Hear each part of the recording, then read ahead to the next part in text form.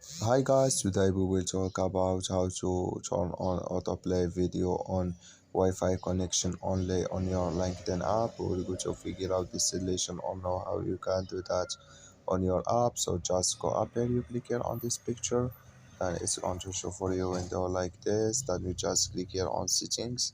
Then you come to settings window here. You just click here on account preferences. Then you come to next window here. You go down here. Then you come here to autoplay videos. You will click, and it's going to show for you window like this. You click here on Wi-Fi connections only. You will click, and like you say now, it's on video.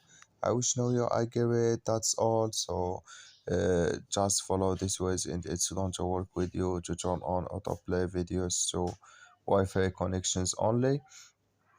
So thank you for watching. Don't forget to support us by like and subscribe.